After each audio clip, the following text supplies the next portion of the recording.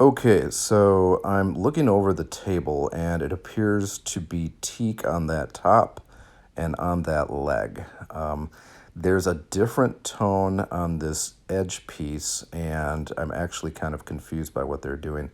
It's a lighter color, but it looks like it just be ash, but it does have some grain that looks like maple in it there. Those little slats in the bottom, those appear to be solid teak. And so I'm trying to figure out whether this could have been like a Pier 1 import, something from Asia where they used teak and kind of combined it with mahogany. Here I'm showing off the areas where there's some cross-grain scratches. There's kind of a water damage bubble where it darkened around the edge. That patch, the finish kind of came off. That's a bigger one that was kind of problematic. And then as you can see, there's kind of some bare spots. Again, that's kind of a water damaged one where it darkened around the edge. These two spots, I'm guessing somebody put their feet up on the table and kind of cleaned off their shoes. And again, these are the most noticeable, is going across the grain. You can see the lines in the wood running up and down, and then the scratches kind of go side to side. Maybe a chair ran into them, I don't, or got dragged. There's something that was kind of banging into them. Under here, you see more of where people were maybe putting their shoes up on it and really kind of pushing the dirt into the grain. There's some beautiful grain structure here. Like, this is like what they call tiger striping in maple, where you get those lines, heavy lines that go across the grain. So again, there's some really pretty stuff. There you can see a little bit better with the light. You see that speckling in hard maple sometime, but I'm assuming it's maybe mahogany with possibly a toner. So my approach to cleaning it, and don't be afraid to really go after a piece and get it cleaned up. It makes your job easier as a flipper to get all the gunk and the grime. It brightens the wood. It really helps you kind of know what you're going to do with your tones going forward. And here's one thing that I do that this is such a great cleaner. You just need to get it all over the place, and it can be a little tricky with a spray bottle on a large surface.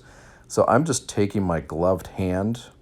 I'm Green Easy is a fantastic cleaner. I'm sure there's a lot of environmentally considerate things going into this cleaner, but I don't know if it's really going to dry out my skin. That's what degreasers do, and so that's why I wear the gloves. I get them from Costco by about the 1,000 pack. And so anyways, what I'm doing is I'm just spreading the cleaner around, and now I'm kind of gathering the excess cleaner, and you're going to see it's going to be this kind of gray floating cloud of dirt when it really starts to come loose. Here's my favorite thing, is taking a white beat up washcloth, and then I'm going to show you just exactly how well this cleaner does at cleaning, brightening, and degreasing a table. There it is. That was on the top of the table. The next step is, once I've done that and really gotten the grease broken up, what I'll do is I'll get some warm soapy water. That's just a basic dish detergent. I avoid dish detergents that have perfumes or anything like that. I don't want any weird old lady smells or make it smell like it's fabric softener stuck in it. So just a neutral household cleaner. The 7th generation stuff is just cleans. That's all it does. It doesn't give you a perfume cover. That right there in that corner where I'm scrubbing it, that was the white paint just coming right off. So I was able to take it off just like that. And then here I am focusing on the legs. I kind of start at the top and work my way down because the cleaner kind of runs downhill.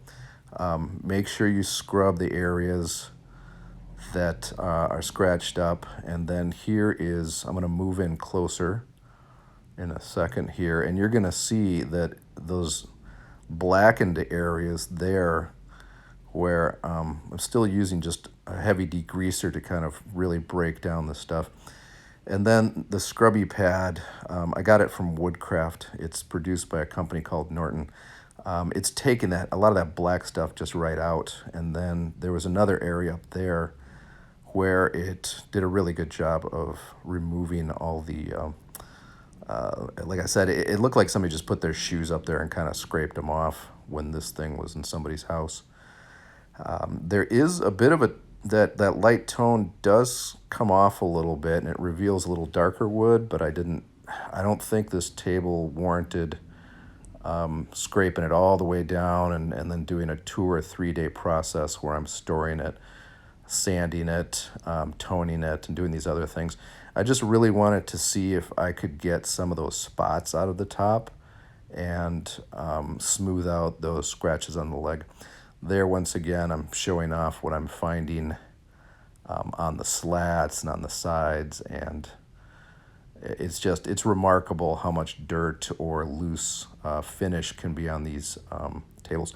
And that's one thing that happened. I thought it was maybe a Watco oil was just in the wood, and it was a smoother piece of furniture than it is, but it did look like it was some kind of clear coat, and it was starting to break up or flake a little bit on the top.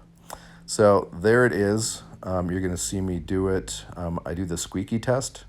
If my gloves squeak once it's kind of dried out a little bit, I go over it with warm water and rinse it off, but now it's done. Please consider subscribing if you want to see more videos like this. Thanks.